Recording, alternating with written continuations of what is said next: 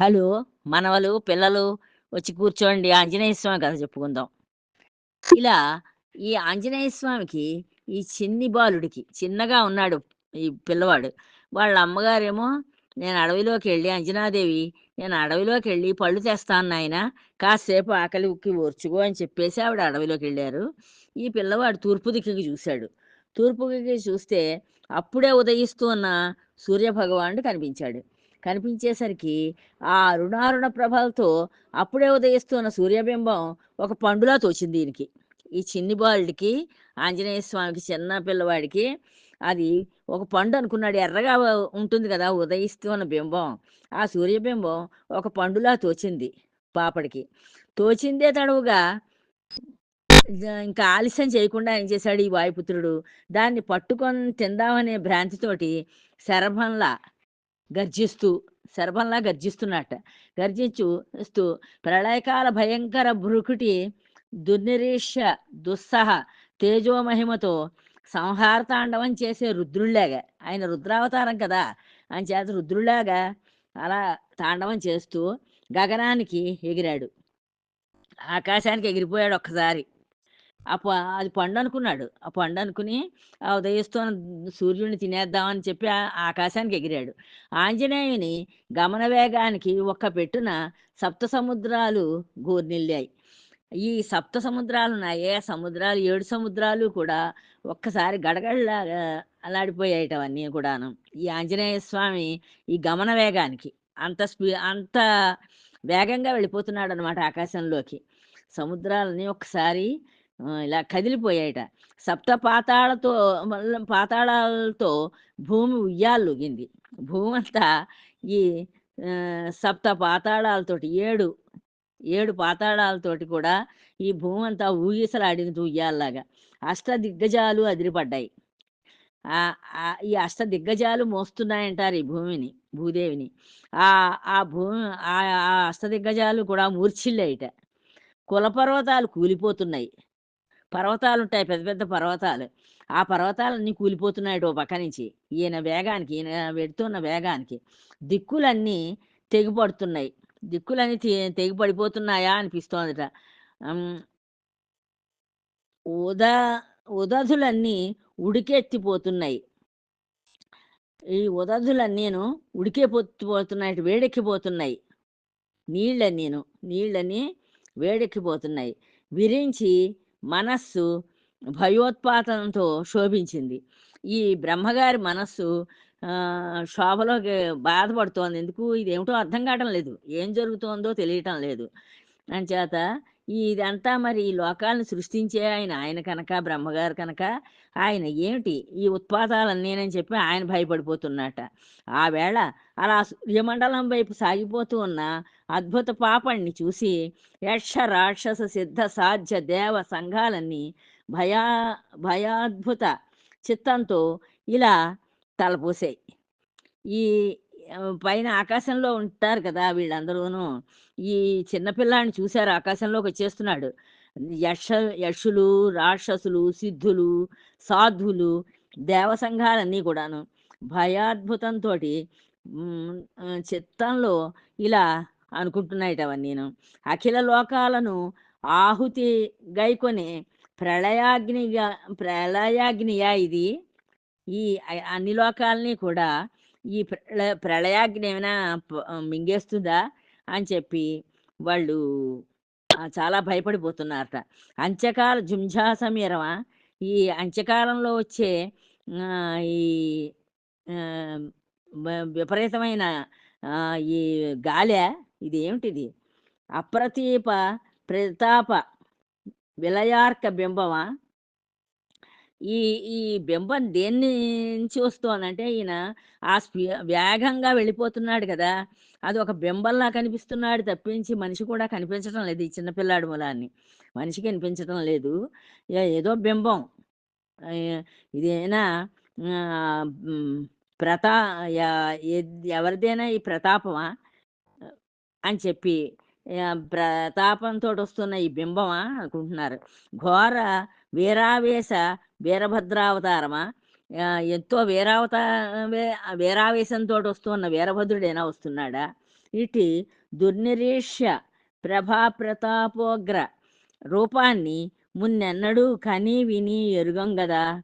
ఇంత ఇలాంటి ఆహ్, ఇంత రో ఈ కోపంతోటి ఇలా వచ్చే ఈ ఉగ్ర రూపాన్ని మనం ఎప్పుడూ చూడలేదు కదా ఇంత క్రితం. ఆ తేజాగ్ని తేరి చూడలేక తలకొక దిక్కై విమానారూఢులై పారిపోతున్నారు సురలు. ఈ దేవతలందరూ కూడా విమానాలెక్కి అందరూ తలో దిక్కుకి పారిపోతున్నారట. ఏం జరుగుతోందో తెలియదు. ఏ ఏమిటి వస్తోందో వాళ్ళ మీదకి తెలియలేదు. ఎందుకొస్తోందో తెలీదు. అందుకోసమని వాళ్ళ దేవతలందరూ వాళ్ళ వాళ్ళ విమానాలెక్కి ఎక్కడికి తోస్తే అక్కడికి వెళ్ళిపోతున్నారట ఆ పక్కలకి. వాలాన్ని తిప్పుతూ తోకని తిప్పుతున్నట్టు ఈ పిల్లవాడు ముడిపడిన పాలంతో నుదురేమోను ముడిపడినట్లుగా ముడుచుకుని ఉందన్నమాట. ఆలోచిస్తూ వచ్చేస్తున్నాడు. చెమట నిండిన ముఖంతో, ముఖం అంతా చెమట పట్టేసింది.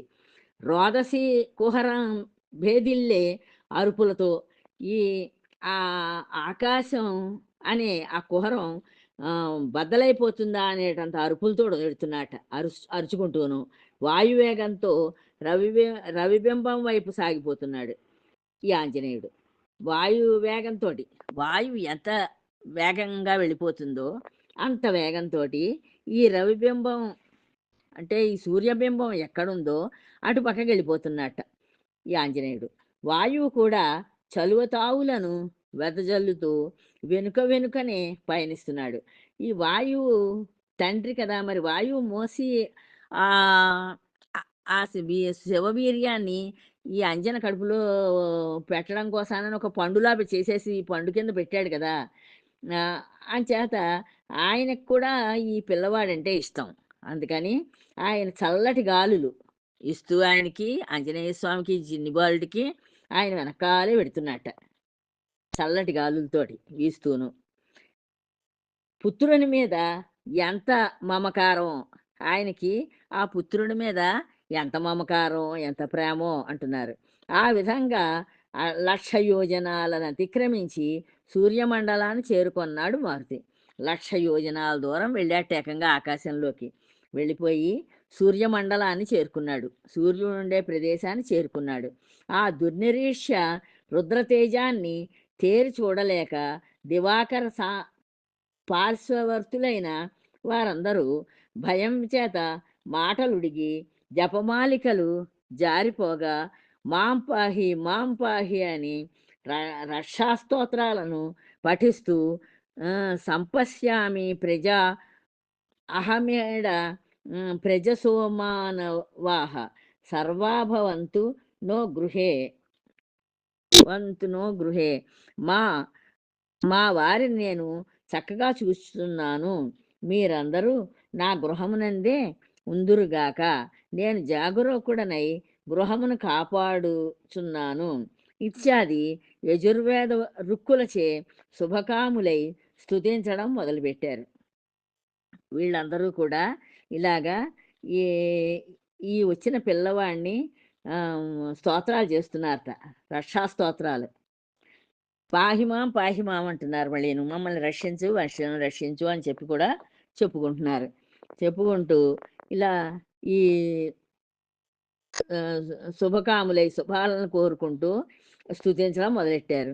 అలా భయకంపితులైన వారిని చూచి సూర్యుడిలా అన్నాడు. వీళ్ళన్నమాట ఈ సూర్యుడికి ఈ పక్క ఆ పక్క కొంతమంది ఈ వాలకిల్యులు వాళ్ళు ఉంటారు కదా. వాళ్ళందరూ సూర్యుడికి ఈ పక్క ఆ పక్క ఉండే పార్శ్వాదులు అంటే వాళ్ళ పక్కన ఉండేవాడు, ఆయన పక్కన ఉండేవారు. వాళ్ళందరూ ఇలాగ మాం రక్ష అని మమ్మల్ని రక్షించు అని అరుస్తున్నారు. మళ్ళీ ఈయన్నేమో స్తుతిస్తున్నారు శుభకాములై. ఇలాగ రకరకాలుగా మాట్లాడుకుంటున్నారు. ఈ బాలుడు ఈశ్వరవీర్యజుడు, ఈయన ఆంజనేయుడు. ఈ ఈ బాలుడు ఎవరు?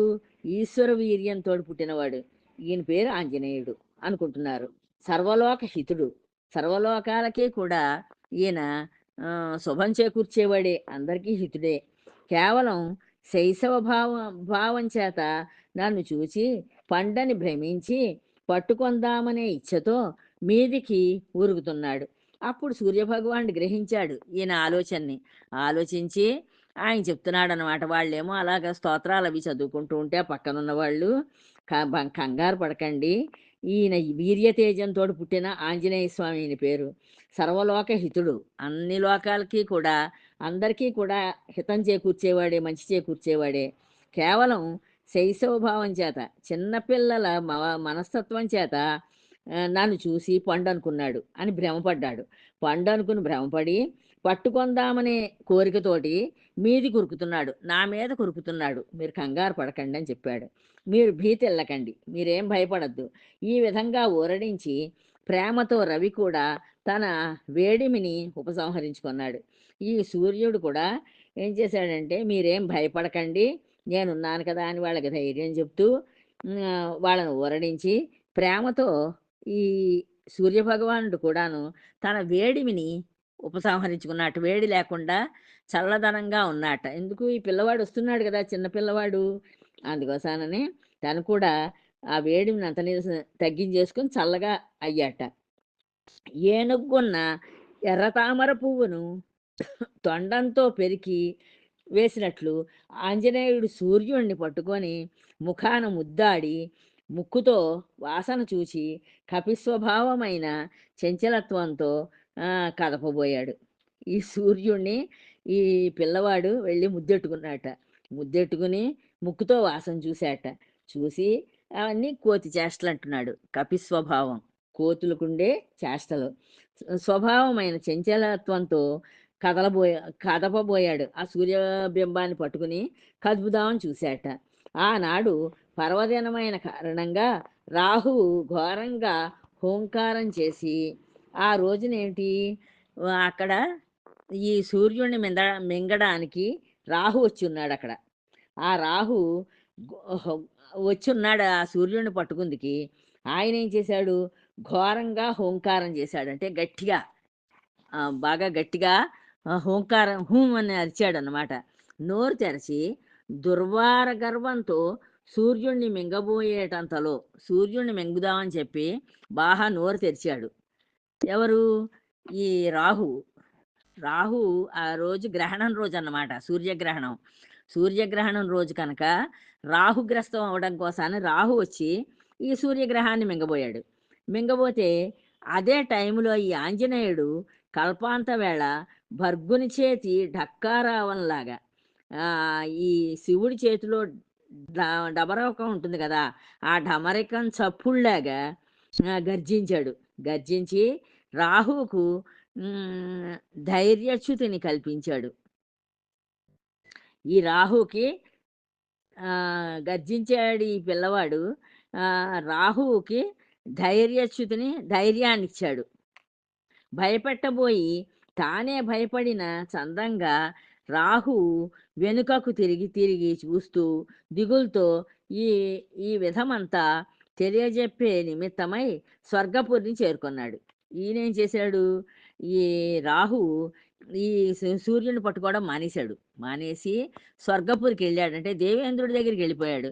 వెళ్ళిపోయి ఇక్కడ జరిగిన విషయం అంతా ఆయనకి చెప్దామని చెప్పి స్వర్గం చేరుకున్నాడు. అక్కడ జంభారి వేడుకల సంరంభంలో మునిగి ఉన్నాడు. అక్కడ దేవేంద్రుడేమో వేడుకలు చేసుకుంటున్నట్టు ఆయన వేడుకల్లో మునిగి ఉన్నాడు. వృత్తరాసురాది దైత్యులను సంహరించిన విజయగాథలను విద్యాధర శ్రేణి శుతిస్తున్నారు. ఈ వృత్రాసుడు అనే రాక్షసుడిని చంపొచ్చాట అప్పుడేను. అంచేత ఆయనేమో అక్కడ వేడుక చేసుకుంటున్నాడు. సభ చేసి ఆ సభలో వేడుకలు చేసుకుంటున్నాడు దేవేంద్రుడు. ఈ వృత్రాసురాది దైత్యులను రాక్షసులను అందరినీ సంహరించి వచ్చాట. ఈ విజయగాథల్ని విద్యాధరులనే శ్రేణి వాళ్ళు ఒక వంగిమాగదులు లాంటి వాళ్ళు అనమాట శృతిస్తున్నారు. ఈయన్ని పొగుడుతున్నారు. నువ్వు ఇంతటి వాడవు అంతటి వాడవు అని చెప్పి దేవేంద్రుడిని పొగుడుతున్నారు ఈ విద్యాధరులనేవాళ్ళు. తుంబురు నారదాదులు తమ గానామృతాన్ని వినిపిస్తున్నారు. తుంబురుడు నారదుడు వీళ్ళిద్దరూ చక్కగా వాళ్ళ పాటలు పాడుతున్నారు అక్కడ. అరుదైన బిరుదులు గైకొన్న రంభోర్వశి తిలోత్తమ మేనకాది 14 జాతుల అప్సరస స్త్రీలు వింత కోపులతో నృత్య విలాసాన్ని ప్రదర్శిస్తున్నారు. అక్కడ ఈ వాళ్ళు ఏం చేస్తున్నారు అక్కడ? రంభ, ఊర్వశి, తిలోత్తమ, మేనక, ఇలా ఈ జాతుల వాళ్ళు 14 మందిట వాళ్ళు. ఈ 14 జాతుల వాళ్ళు, ఈ అప్సర స్త్రీలు వాళ్ళు చక్కగా నృత్యాలు చేస్తున్నారటక్కడ. నృత్యం ప్రదర్శిస్తున్నారు. ఈ దేవేంద్రుడు మరి విజయ అక్కడ రాక్షసులను చంపేసొచ్చాడు కదా విజయంతోటి. అంచేత ఆయన ముందు వీళ్ళందరూ కూడా చక్కగా నాట్యం చేస్తున్నారు. సకల దేవతా సమూహం కృతమస్తకాంజలులై వినతులు సమర్పిస్తున్నారు. ఈ మిగిలిన సకల దేవతలు ఉన్నారు. ఈ దేవతలందరికీ రాజు కదా మరి దేవేంద్రుడు. అంచేత ఆయన సమూహం అంతా, ఈ దేవతా సమూహం అంతా చక్కగా నుదుటికి 2 చేతులతోటి అంజలి అంటే నమస్కరిస్తూ వినయంగా ఉన్నారట వీళ్ళు. వినయంగా దండం పెడుతూ ఉన్నారు ఈ సకల దేవతలును. సుధర్మా సభ భవనాంతర చింతామణి భద్రపీఠంపై కన్నుల పండువుగా నిండు పేరోలగంలో దేవతామండలేశ్వరుడు వైభవశ్రీలతో వెలిగిపోతున్నాడు. ఈయన చక్కగా వైభవంగా రాక్షసులను అందరినీ చంపేసి వచ్చి ఆ సభలో ఎంతో అందంగా ఈ వైభవ స్త్రీలతోటి వెలిగిపోతున్నాడు. అలా నృత్యగాన విలాసాదులతో పొద్దుపుచ్చుతూ ఉన్న పురంధరుని చూసి వడలు మండి ఇలా అన్నాడు. ఇలా ఈ నృత్యము, గానము, ఈ విలాసాల్లో పడి కొట్టుకుంటున్నాడు ఈయన, ఈ దేవేంద్రుడు. ఇలా కాలం గడుపుకుంటున్నాడు. గడుపుకుంటుంటే అలాంటి దేవేంద్రుడిని చూశాడు. చూసి ఒళ్ళు మండిపోయింది దీనికి. మండిపోయి ఈయన ఈ రాహువు సభలోకి వచ్చాడు కదా దేవేంద్రుడి దగ్గరికి ఇవన్నీ చెప్దామని. ఒళ్ళు మండి ఇలా అంటున్నాడు. రాహువు దేవరాజా, నీవు సకల సద్గుణరాశివి, నీకు అన్ని సద్గుణాలు ఉన్నాయి నాయనా అన్నాడు. అంటే వెటకారంగా నీకు అన్ని సద్గుణాలు ఉన్నాయిలే అన్నాడు. కాకపోతే ఏమిటిలా ఈ పనులేమిటి? నువ్వు ఏం చేస్తున్నావు? ఎంతసేపు విద్యాధరుల స్తోత్ర పాఠాలతో, ఈ విద్యాధరులు అనేవారు ఎంతసేపు నువ్వు ఎంత గొప్పవాడివి, ఎంత గొప్పవాడి, ఎంత మంచి పని చేసావు, అంత మంచి పని చేసావు అని అలా స్తోత్రాలు చేస్తుంటారు. వాళ్ళకి అదే పని. అప్సర స్త్రీలేమో నృత్యగాన విలాసాలు చేస్తూ ఉంటారు వాళ్ళు. ఇలా పొద్దుపుచ్చడమేనా? ఇలా రోజంతా గడిపేసుకోవడమేనా? ఇంకా నీకేం బాధ్యతలు లేవా అని అడుగుతున్నాడు. ఇతర బాధ్యతలేమీ నీకు పట్టవా? నీకు అసలు దేవతలు రాజువు కదా, దేవతల్ని ఎలా ఉన్నారు ఏమిటి అని చూసుకోవడం అది ఏం అక్కర్లేదా నీకు అని చెప్పి ఈయన ఈ రాహు ఆయన మీద కోపగించుకుని ఈ ఇందుకేనా స్వర్గాధిపత్యం నీకు కట్టబెట్టింది? నీకు ఇలాగ ఇక్కడ ఈ వీళ్ళతోటి కాలక్షేపం చేస్తావు, వీళ్ళందరితోటినే కదా నీకు ఈ స్వర్గాధిపత్యాన్ని కట్టబెట్టారు. అభంగ ఆకాశ గంగోత్తుంగ తరంగ మాలికా డోలిక కేళి విలాసాలు, క్షీరసాగర సముద్భూత అమృతపాన మత్త విశేష నందన వని విహారాలు, సుధారస పాన అప్సరస మత్తకామిని ఆలింగన సౌభాగ్యాలు అనే నిర్జర సార్వభౌముని నిత్యకృత్యాలనుకుంటే శతముఖుని వైన నీ వరకు ఎందుకు? ఏ అనామకుడినైనా ఈ పని నీకంటే చక్కగా నెరవేర్చగలడు. ఇప్పుడు నువ్వు చాలా గొప్పవాడవని చెప్పి నీకు ఈ స్వర్గ సామ్రాజ్యాన్ని అప్పగించాం. నువ్వు రాజుగా చేసుకున్నాను నిన్ను. నువ్వేమో ఈ విలాసాలతోటి ఇలా క్రీడిస్తూ ఇలా ఉండిపోయావు. ఈ పాటి దానికి ఏ మూర్ఖుడిని తెచ్చాక సింహాసనం మీ కూర్చోబెట్టినా నీకంటే గొప్పగానే బతుకుతాడు వాడు అంటున్నాడు అని ఆయనకి చాలా కోపంగా ఉన్నాడు రాహు ఎత్తిపొడుపు మాటలకు సభ అంతా చిత్తరువులా స్తంభించింది.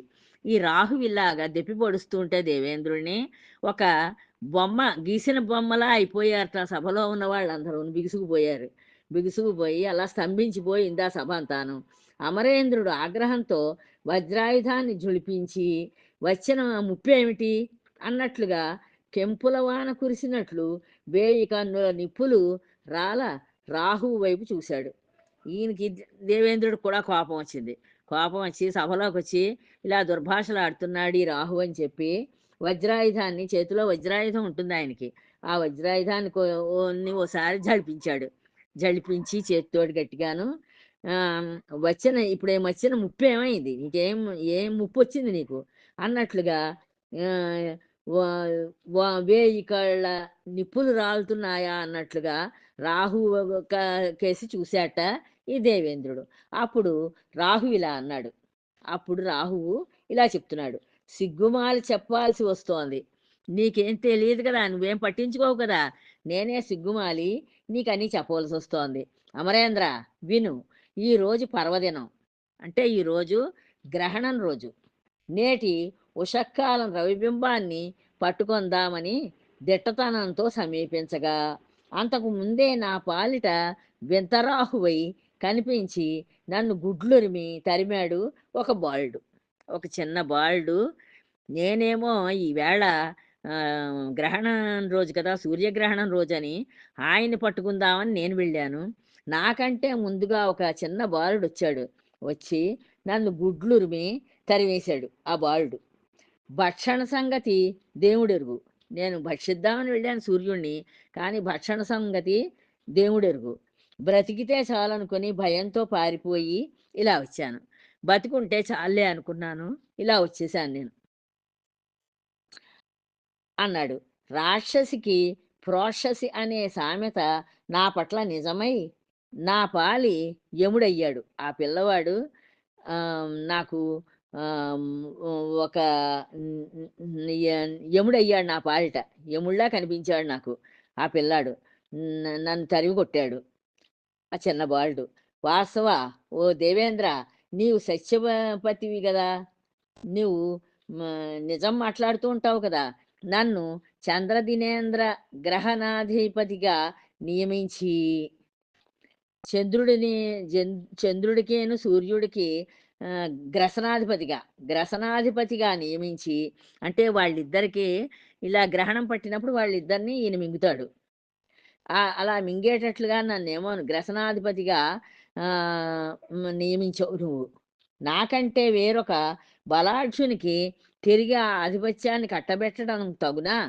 ఇంకో బాలుని తీసుకొచ్చి నన్నేమో వాళ్ళిద్దరిని మింగేయమని చెప్పి నాకు చెప్పి, మళ్ళీ ఇంకో చిన్న బాలుని తీసుకొచ్చి ఆ ఆధిపత్యాన్ని ఆయన కట్టబెట్టావా అని అడుగుతున్నాడు.